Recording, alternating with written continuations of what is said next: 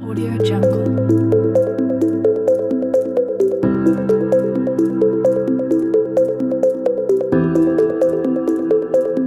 ब्रह्मा, विष्णु, महेश ये अजर अमर हैं। महात्मा जी, आप बिल्कुल झूठ बोल रहे हैं।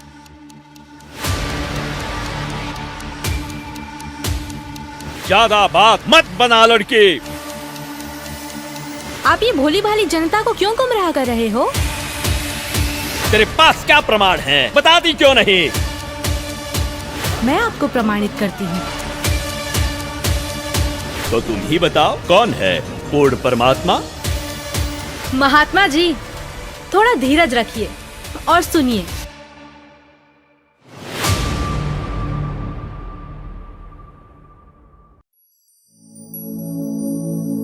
आइए आज हम आपको एक अद्वितीय, विश्वसनीय, सत्य व शास्त्रों का रहस्य बताते हैं। हम भक्ति करते हैं लेकिन न सुख मिलता है न मिलता है भगवान आपको कारण बताते हैं।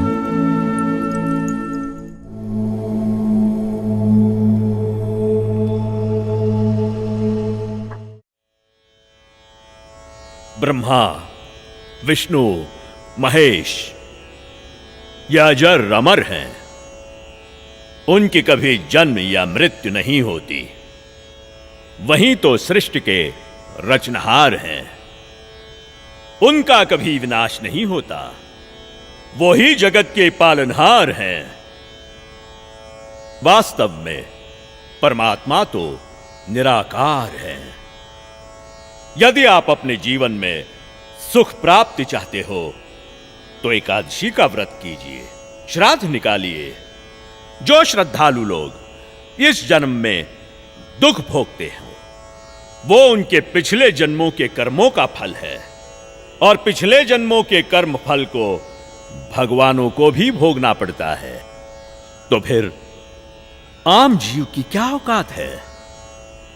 अगर परमात्मा की प्राप्ति चाहते हो तो हमारे साथ बोलिए, हरे राम राम राम हरे हरे, हरे राम राम राम हरे हरे, हरे कृष्णा कृष्णा कृष्णा हरे हरे, हरे कृष्णा कृष्णा कृष्णा हरे हरे।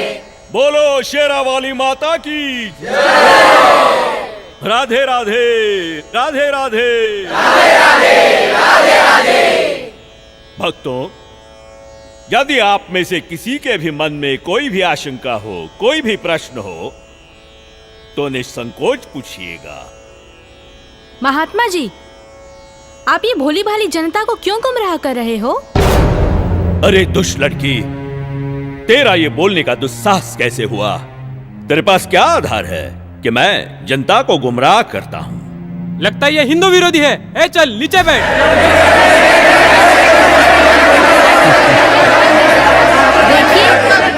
देखिए, हमारी इसी सोच की वजह से इन धर्मगुरुओं ने हमें गलत दिशा प्रदान की है। मैं भी हिंदू धर्म की हूँ और मैं अपने धर्म को श्रेष्ठ मानती हूँ। दरअसल पाखंड केवल हिंदू धर्म में ही नहीं बल्कि मुस्लिम धर्म तथा अन्य धर्मों पर भी चरम सीमा पर है।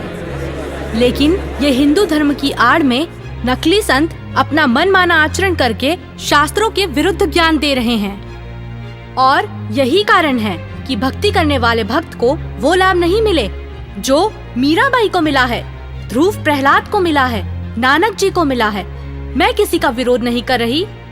मैंने खुद अपने शास्त्रों को पढ़ा है और मेरे मन में भी कुछ प्रश्न हैं। लेकिन दुर्भाग्यवश हमारे समाज में अपने धर्म को, अपने शास्त्रों को, अपने परमात्मा को जानने की कोशिश करता है तो उसे आप जैसे भोले श्रद्धालु धर्म विरोधी समझने लगते हैं। पर आज मैं जो आप सभी को सच्चाई बताने जा रही हूँ, जो शायद आपने पहले कभी नहीं सुनी होगी।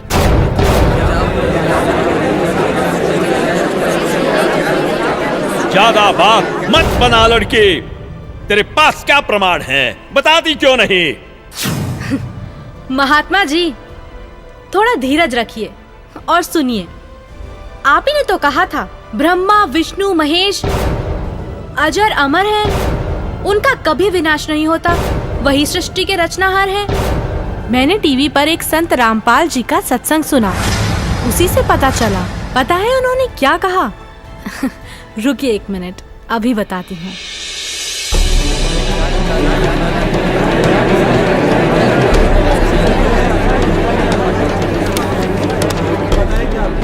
श्रीमद् देवी भागवत पुराण, जिसके 3रा स्कंद अध्याय 5 पृष्ठ 123 पर लिखा है कि मैं विष्णु, ब्रह्मा तथा शंकर तुम्हारी कृपा से विद्यमान हैं। हमारा तो आविर्भाव, जन्म तथा तिरोभाव मृत्यु होती है।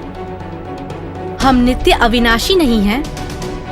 श्रीमद् भागवत महापुराण 3रा स्कंद अध्याय 4 पृष्ठ 10 श्लोक 42 पर लिखा है, हे मात ब्रह्मा, मैं तथा शिव तुम्हारे ही प्रभाव से जन्मवान हैं, नित्य नहीं है, अर्थात हम अविनाशी नहीं हैं। ये श्रीमद् देवी भागवत देखिएगा, सचित्र मोटा टाइप हिंदी, गीता प्रेस गोरखपुर से प्रकाशित है और परमात्मा चाहने वाले हिंदुओं के घरों पर लगभग रखी पाओगी। ये है संक्षिप्त श्रीमद् देवी भागवत, सचित्र मोटा टाइप, केवल हिंदी। प्रकाशक हैं हनुमान प्रसाद पोदार, चिमनलाल गोस्वामी और गीता प्रेस गोरखपुर से प्रकाशित है। 123 पृष्ठ, 3रा स्कंद, संक्षिप्त देवी भागवत। तुम शुद्ध स्वरूपा हो, यह सारा संसार तुम ही से उद्भासित हो रहा है। मैं ब्रह्मा और शंकर, हम सभी तुम्हारी कृपा से विद्यमान हैं। हमारा आविर्भाव माने जन्म, तिरोभाव माने मृत्यु हुआ करता है। हमारा तो जन्म मृत्यु होता है, केवल तुम ही नित्य हो, जगत जननी हो, प्रकृति और सनातनी देवी हो। अब ये क्या सिद्ध हो गया? इस थोड़ी सी पंक्तियों में ब्रह्मा विष्णु महेश की जन्म मृत्यु होती है। तो बताओ महाराज जी, अब आपके पास क्या जवाब है? आप ही ने तो कहा परमात्मा निराकार है। हाँ, तो गलत क्या कहा? परमात्मा तो निराकार ही है और यही हमारे वेद शास्त्र कहते हैं। महात्मा जी, आप बिल्कुल झूठ बोल रहे हैं। शास्त्रों में कहीं नहीं लिखा कि परमात्मा निराकार है। शास्त्रों में क्या लिखा है ये मैं आपको बताती हूँ, जो कि मुझे संत जी के प्रवचनों द्वारा पता चला। अब ऋग्वेद मंडल नंबर 9 सूक्त 82 में कति कंसेप्ट क्लियर हो जाएगा। ऋग्वेद मंडल नंबर 9 सूक्त 82 और मंत्र नंबर 1 में क्या कहा है? वह है जो सर्वोत्पादक प्रभु यानी सबकी उत्पत्ति करने वाला, 6 दिन में सृष्टि रच के 7वां दिन तख्त पर बैठने वाला, प्रकाश रूप सद्गुणों की वृष्टि करने वाला, पापों का हरण करने वाला, वह राजे, ये संस्कृत है। इसका अर्थ है राजा के समान। राजा के, ये 269 पृष्ठ पे है राजा के, और इधर देखो 270 पृष्ठ पे, 270 पृष्ठ पे राजा के समान दर्शनीय है। देखने में राजा के समान है, तख्त पर विराजमान है, सिर पर मुकुट है उसके, और वह पृथ्वी आदि लोकांतरों के चारों ओर शब्दमान हो रहा है। वह है वर्णीय पुरुष को, अच्छी आत्मा को, जो दृढ़ भक्त है उसको पवित्र करता हुआ प्राप्त होता है। कैसे? जिस प्रकार विद्युत स्नेह वाले स्थानों को आधार बनाकर प्राप्त होता है। आगे किस लिए आता है? उद्देश्य क्या होता है आने का?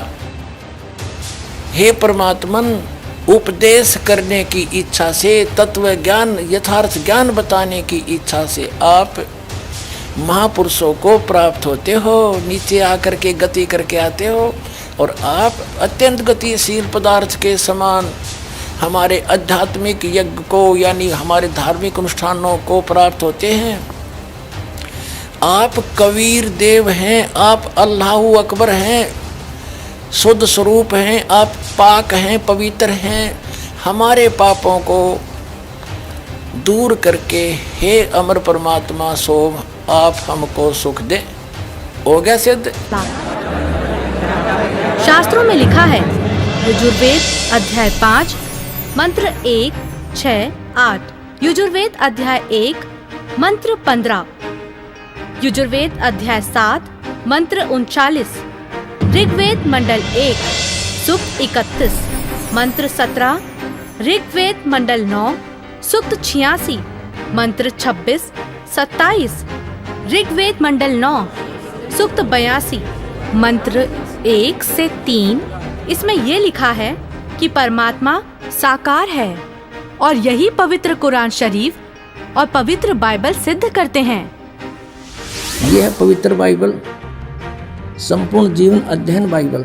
प्रबंधक संपादक डेविड स्टुअर्ट, अंग्रेजी प्रधान संपादक Donald C Stamps, MA MDV, संयुक्त संपादक ये सारे इनका ये यहाँ से छपाई दे। जेनेसिस 1 सृष्टि, जेनेसिस 1, ये 4 पृष्ठ पे उत्पत्ति यहाँ से आरंभ होती है। प्रथम आदि में परमेश्वर ने आकाश और पृथ्वी की सृष्टि की, ये पहला दिन था। इस प्रकार ये पहला दिन हो गया। फिर दूसरा दिन हो गया, प्रकाश प्रपुरुष बना दिया परमात्मा ने। फिर ये तीसरा सांझ हुई, भोर हुआ, फिर तीसरा दिन हो गया। जो कुछ भी इसमें फलदार वृक्ष जिनके बीज एक एक जाति के अनुसार बनाए, ये इस प्रकार। अब ये तीसरा दिन हो गया। दिन और रात पर प्रभुता करें और उज्ज्वला दियारा करें, इस प्रकार सांझ हुई, फिर भोर हुआ, ये चौथा दिन हो गया। फिर यहाँ देखें पृष्ठ नंबर 5 पे, वो 4 पे पढ़ा आपने। अब 5 पे क्या है, सांझ हुई, भोर हुई, फिर ये 5वां दिन हो गया। छठे दिन पे आना हमने, असली बात ये है। फिर परमेश्वर ने कहा मनुष्य को हम अपने स्वरूप के अनुसार अपनी समानता में बनाएं, और वे समुद्र की मछलियों और आकाश के पक्षियों और घरेलू पशुओं और सारी पृथ्वी पर और सब रेंगने वाले जंतुओं पर जो पृथ्वी पर रेंगते हैं अधिकार रखें, यानी उनसे समझदार हों। तब परमेश्वर ने मनुष्य को अपने स्वरूप के अनुसार उत्पन्न किया। अपने ही स्वरूप के अनुसार परमेश्वर ने उसको उत्पन्न किया, और नर और नारी करके उसने मनुष्यों की सृष्टि की। तो परमात्मा किसा होया, मनुष्य जैसा, नर जैसा। अंडरस्टूड हो गया। अब पवित्र बाइबल ने स्पष्ट कर दिया कि परमात्मा मनुष्य जैसा है, उसने अपने जैसे रूप में मनुष्य को बनाया, नर नारी करके उत्पन्न किया। अब कुरान शरीफ दिखाते हैं आपको, देख। कुरान शरीफ शास्त्रीय अरबी पद्धति पर नागरी लिपि में रूपांतरकार हैं नंद कुमार अवस्थी, शेरवानी संस्करण। ये कहाँ से छपी है?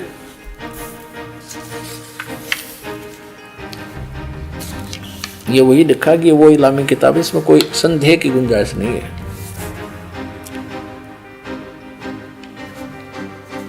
शेरवानी संस्करण, प्रकाशक है लखनऊ किताब घर, मौसम बाग, सीतापुर रोड, लखनऊ।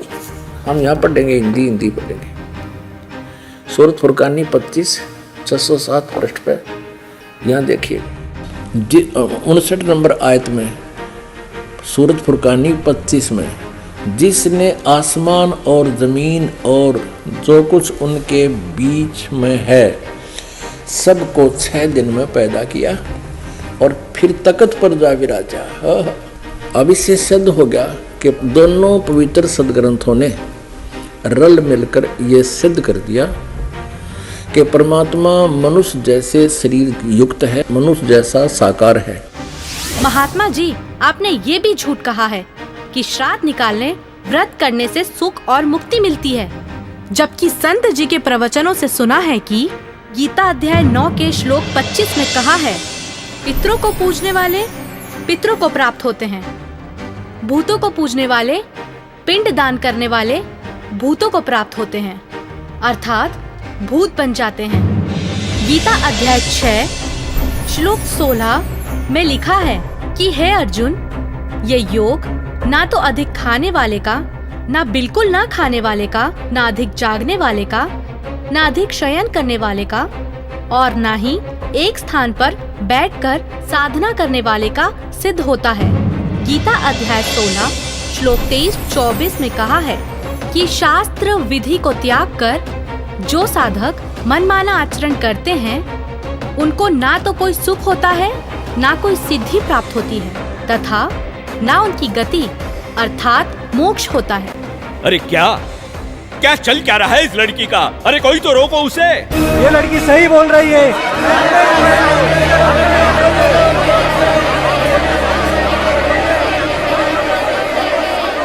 और हद तो तब हो गई बाबा जी जब आपने कहा परमात्मा पाप नहीं काटते। कर्म का भोग तो भोगना ही पड़ता है, चाहे कितनी ही भक्ति कर लो। सब झूठ है, सब।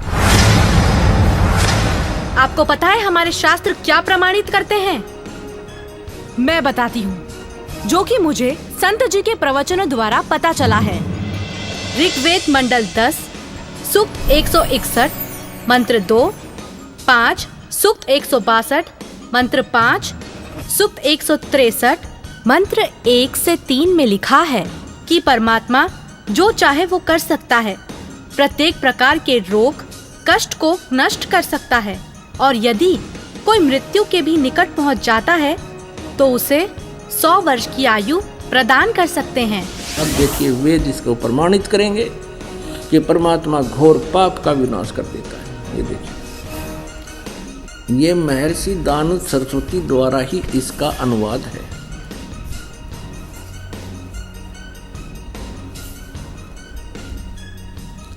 प्रकाशक हैं सर्वदेशिक आर्य प्रतिनिधि सभा 2/5 महर्षि दानव भवन रामलीला मैदान नई दिल्ली से। यजुर्वेद आर्य भाषा भाष्य संपूर्ण 40 अध्याय महर्षि दानव सरस्वती कृत यानी दानंद जी के द्वारा इनका अनुवाद है। मुद्रक Prince offset printers 1510 Pataudi house Daryaganj नई दिल्ली से। अब देखिएगा, यजुर्वेद के 8वें अध्याय का 13वां मंत्र स्पष्ट करेगा। ये 8वां अध्याय और 241 पृष्ठ पे 8वें अध्याय का 13वां श्लोक। इसमें क्या लिखा है कि देव कर्तस्य एनस्य अवजनमसि, मनुष्य कर्तस्य एनस्य अवजनमसि, पितृ कर्तस्य एनस्य अवजनमसि, आत्म कर्तस्य एनस्य अवजनमसि। एनस्य एनस्य घोर एनस्य माने अपराध के अपराध यानी घोर पाप के भी। अब आपको इसका यहाँ दिखाते हैं 242 पृष्ठ पर इन्हीं का अनुवाद किया हुआ। ये 242 पृष्ठ पे, हे सबके उपकार करने वाले मित्र आप।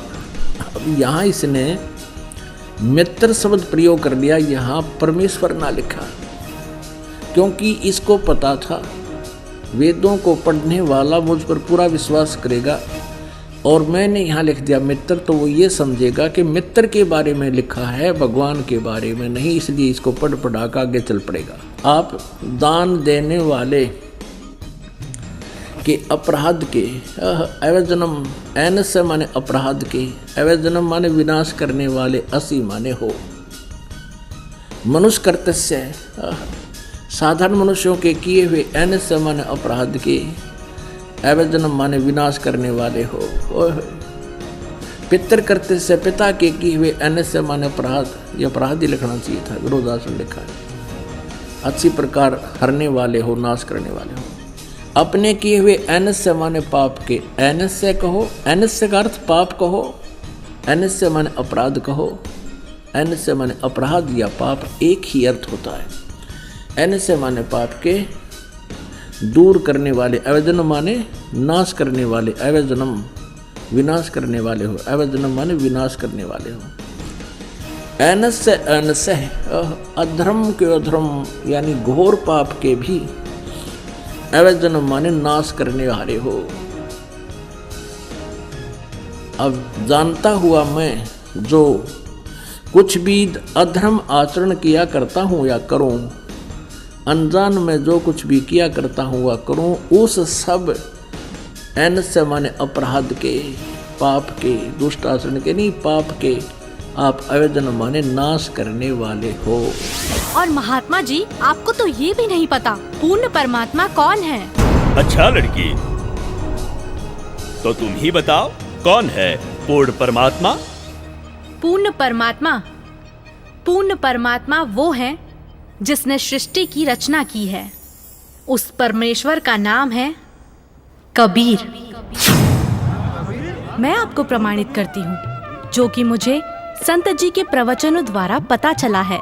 प्रमाण 1, पवित्र यजुर्वेद अध्याय 29 मंत्र 25। जिस समय भक्त समाज को शास्त्र विधि त्याग कर मनमाना आचरण कराया जा रहा होता है, उस समय कबीर देव तत्व ज्ञान को प्रकट करता है। प्रमाण 2 पवित्र सामवेद संख्या 359 अध्याय नंबर 4 के खंड नंबर 25 का श्लोक नंबर 8, जो कबीर देव तत्व ज्ञान लेकर संसार में आता है, वह सर्वशक्तिमान है तथा काल के कर्म रूपी किले को तोड़ने वाला है, सर्व सुखदाता है तथा सर्व के पूजा करने योग्य है। ऋग्वेद मंडल 9 सूक्त 86 मंत्र 17। ऋग्वेद मंडल 9 सूक्त 86 मंत्र 18। ऋग्वेद मंडल 9 सूक्त 86 मंत्र 19। ऋग्वेद मंडल 9 सूक्त 86 मंत्र 20। अथर्ववेद कांड नंबर 4 अनुवाक नंबर 1 मंत्र नंबर 7। मुस्लिम धर्म के पवित्र शास्त्र कुरान शरीफ सूरत फुरकानी 25 आयत 52 से 59 में लिखा है कि कबीर परमात्मा ने 6 दिन में सृष्टि की रचना की तथा 7वें दिन तख्त पर जा विराजा, जिससे परमात्मा साकार सिद्ध होता है। राग तिलंग महला 1 पंजाबी गुरु ग्रंथ साहिब पृष्ठ नंबर 721, जिनका नाम है कबीर। झूठ का हुआ पर्दाफाश, नकली गुरु हुए हताश।